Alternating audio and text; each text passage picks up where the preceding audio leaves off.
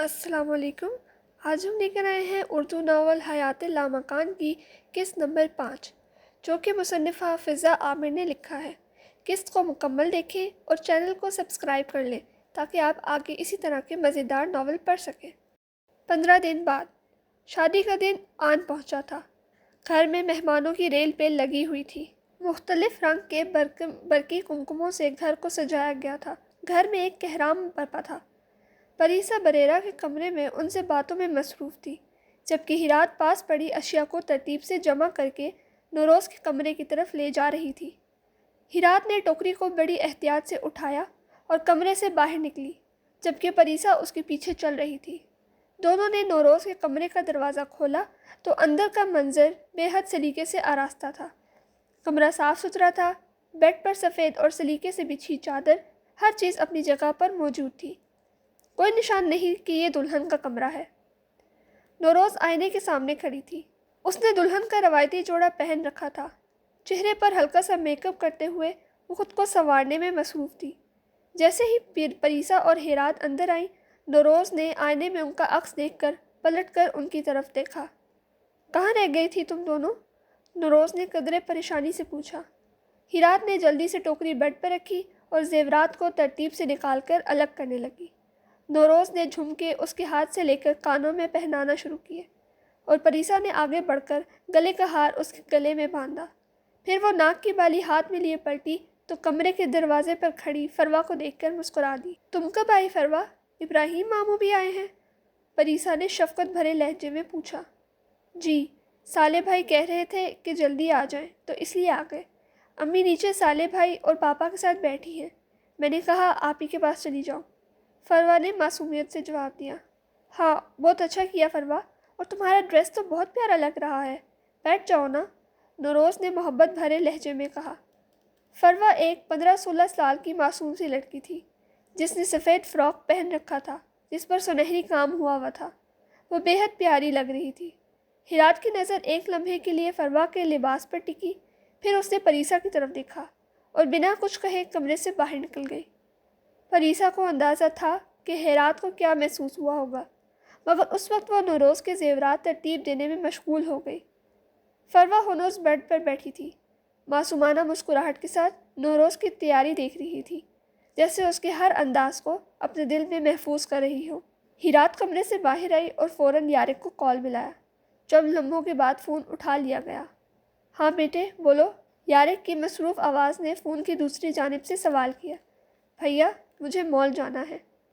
اس وقت؟ تم تو ڈریس لے چکی ہو، اور کچھ رہ گیا ہے؟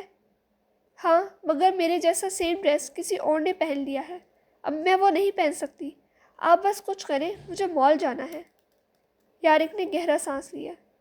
اچھا، میں کسی کو بھیجتا ہوں، تم ڈرائیور کے ساتھ چلی جاؤ یا پھر پری کی کار لے لو اور خود چلی جاؤ۔ دیکھو میں بہت مصروف ہوں، مجھے ابھی کیٹرنگ والوں کے ساتھ جانا ہے۔ ٹھیک ہے، آپ نہ آئیں، میں خود چلی جاؤں گی، مجھے کون سا جن کھا جائیں گے۔ ہیرات کی آواز میں مایوسی تھی۔ یارق کو احساس تھا کہ وہ اس کے ساتھ جانا چاہتی ہے، لیکن اس کے کندھوں پر بے شمار ذمہ داریاں تھیں۔ میں جانتا ہوں لیکن وقت نہیں ہے، تم خود جا سکتی ہو۔ اچھا ٹھیک ہے بھیا، بس یہی پوچھنا تھا۔ ہیرات نے فون بند کیا، مگر دل میں ایک خاموش سی بے اطمینانی تھی۔ وہ واپس کمرے میں آئی، ایک نظر فروا پر ڈالی جو بیڈ پر معصومیت سے بیٹھی تھی، پھر پریسا کی طرف رخ کیا۔ پری یار، تمہاری کار فری ہے؟ مجھے چاہیے۔ ہاں لے لو، مگر کہاں جانا ہے اس وقت؟ مال جانا ہے، ہیرات نے مختصر جواب دیا اور پھر ایک بار پھر فروا کی طرف کٹیلی نظر ڈالی۔ میرے بیڈ کے سائڈ ٹیبل پر چابی ہوگی، لے لو۔ ہیرات سر ہلاتی پریسا کے کمرے کی طرف بڑھ گئی۔ دروازہ کھولتے ہی اندر کا منظر کسی دھماکے سے کم نہیں تھا۔ ہر طرف کپڑے، جوتے اور زیورات بکھرے پڑے تھے۔ ہیرات نے بیڈ سائڈ ٹیبل پر چابی ڈھونڈنے کی کوشش کی، مگر وہاں کچھ نہیں تھا۔ وہ ایک کے بعد ایک دراز کھولتی گئی۔ چابی تو نہیں ملی، لیکن ایک گولائی میں لپٹا ہوا کاغذ اس کی توجہ کا مرکز بن گیا۔ اس نے کاغذ اٹھایا، ربر بینڈ اتارا اور اسے کھول دیا۔ یہ ایک اسکیچ تھا۔ ہیرات کے دل کی دھڑکن تیز ہو گئی۔ اسکیچ میں ایک خوبصورت جھولے پر پریسا بیٹھی تھی، جو پھولوں سے آراستہ تھا، مگر پیچھے کھڑا شخص یارق نہیں تھا، وہ سالے تھا، سالے ابراہیم۔ ہیرات کو یوں لگا جیسے کسی نے اس کے دل پر وار کر دیا ہو۔ وہ جانتی تھی کہ پریسا اپنے جذبات کا اظہار نہیں کرتی، مگر یہ اسکیچ چیخ چیخ کر اس کے دل کی گواہی دے رہا تھا۔ ہیرات نے افسوس سے اسکیچ واپس رکھا اور چابی تلاش کرنے لگی۔ چابی اسے آخرکار اسٹڈی ٹیبل پر ملی۔ ہیرات کی کار مال کے گیٹ پر رکی۔ وہ شان سے بوتیک کی طرف بڑھ رہی تھی۔ اس کے سرخ بال جو اونچی پونی ٹیل میں بندھے تھے جھوم رہے تھے۔ سیاہ ہیر کی ٹک ٹک مال کے گہما گہمی میں بھی سنائی دے رہی تھی، اور جب وہ قدم اٹھاتی تو اس کا نچلا سرخ حصہ دیکھنے والوں کو مروب کرتا تھا۔ بوتیک کے اندر داخل ہوتے ہی ایک نوجوان سیلز مین نے ادب سے اس کا استقبال کیا۔ ہیلو میم، کیسے خدمت کروں؟ مجھے ایک ساڑی چاہیے، سفید یا سرخ نہیں، کوئی اور رنگ دکھاؤ۔ 5 منٹ کے اندر اندر اس کے سامنے ساڑیوں کا ڈھیر لگا دیا گیا تھا۔ ہیرات نے ایک کے بعد ایک ساڑی کو دیکھا۔ ایک سنہری ساڑی اس کے سامنے رکھی گئی، مگر اس نے ناپسندیدگی سے ناک چڑھا لی۔ پھر ایک گہری سبز ساڑی سامنے آئی جس پر مہارت سے کام کیا گیا تھا۔ اس کے چہرے پر روشنی کی ایک لہر دوڑ گئی۔ یہ میں ٹرائی کروں گی۔ وہاں موجود 3 لڑکے اور 2 لڑکیوں، جن میں سے ایک مینیجر تھی، اس کا انتظار کر رہے تھے۔ دروازے کا لاک کھلا تو سب ذرا سیدھے ہوئے۔ وہ اپنے سرخ بال دائیں جانب ڈالے بائیں کندھے پر ساڑی کا پلو درست کرتے باہر آ رہی تھی۔ وہاں موجود تمام افراد نے سانس تک روک لیا۔ وہ حسین تھی، یہ کوئی بھی بتا سکتا تھا، مگر اس وقت اس پر جو روپ طاری تھا وہ حسین ہونے سے اوپر کا تھا۔ اس نے چلتے چلتے ایک قد آور آئینے میں خود کو دیکھا، پھر مسکرائی، ایک اور نظر خود پر ڈالی اور واپس مڑ گئی۔ وہاں موجود تمام لوگ بس اسے دیکھ رہے تھے۔ شاید شہزادیاں ایسی ہوتی ہیں۔ 10 منٹ بعد وہ شاپ سے کھلی ہوئی کلی کی طرح باہر نکلی۔ سرخ بال کھلے ہوئے کمر پر لہرا رہے تھے۔ دل مطمئن تھا اور آنکھیں چمک رہی تھی۔ اب اسے گھر جانا تھا۔ ادھر نوروز اپنی تیاریاں مکمل کر چکی تھی۔ زیورات اس کے حسن میں اضافہ کر رہے تھے، مگر اس کی آنکھوں کی چمک کہیں کھو گئی تھی۔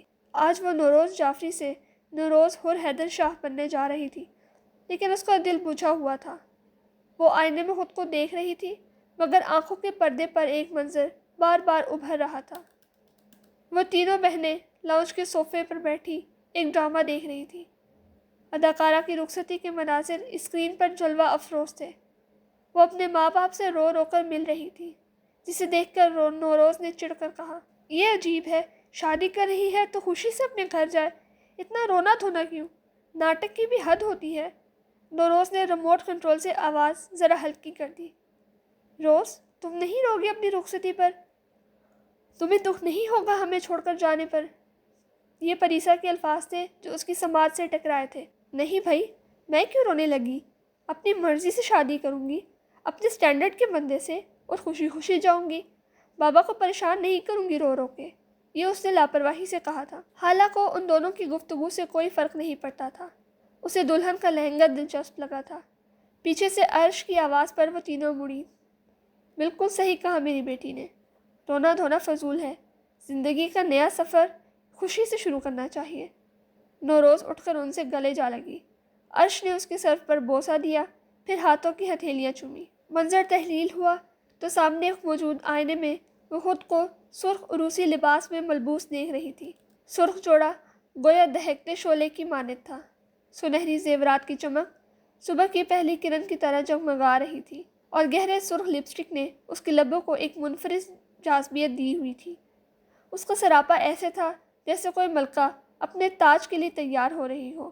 ہر زیور، ہر رنگ، ہر تفصیل اس کی بادشاہی کی گواہی دے رہا تھا، جیسے وہ کسی تخت پر جلوہ افروز ہونے والی ہو۔ یہ منظر ایسا تھا کہ دیکھنے والوں کو محسوس ہو کہ وہ کسی دیومالائی کہانی کی شہزادی ہے، جو دنیا کے سب سے حسین لمحے کا حصہ بننے جا رہی ہو۔ بھیگی آنکھیں اور ویران پڑتا دل کوئی اور کہانی سناتا تھا۔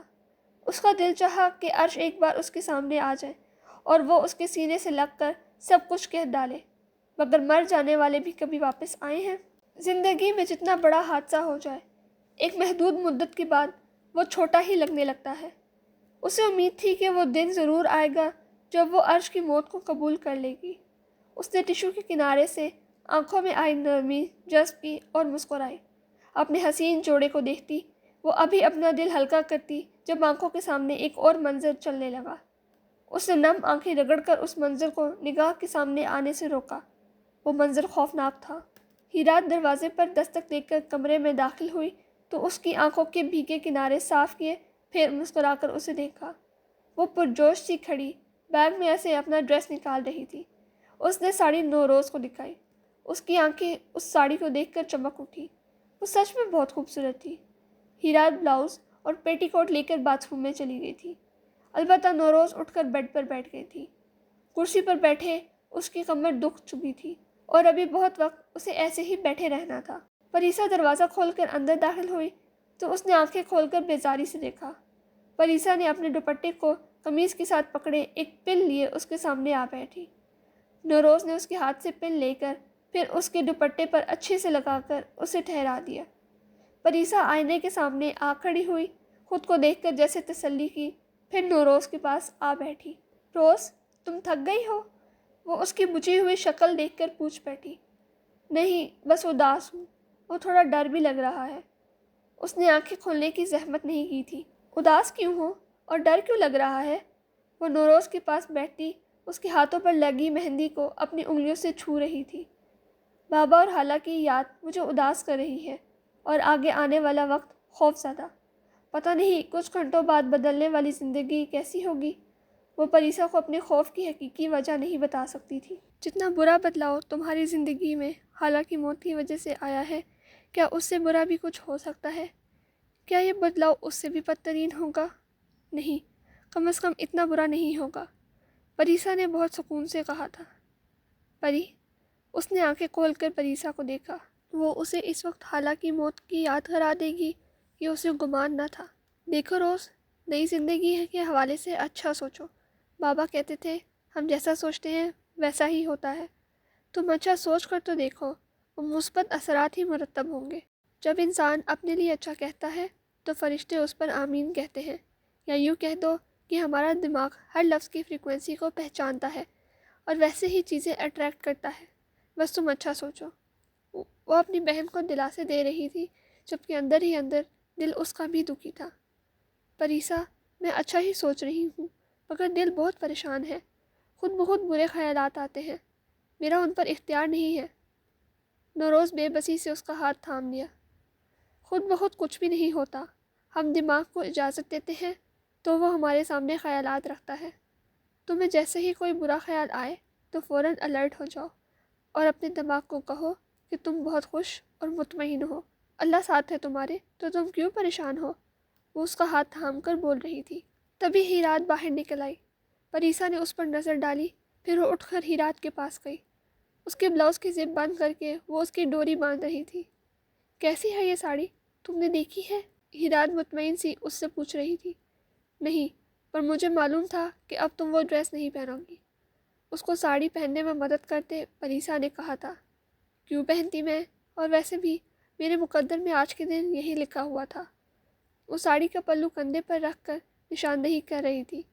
پریسا نے وہاں پر ہی پن سے اسے فکس کر دیا۔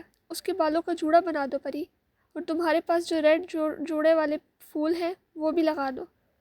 پری نے دانت میں پن دبا کر رکھی تھی تو سر کو خم دیا۔ وہ تو کالج کے فنکشن پر خالہ نے لگائے تھے۔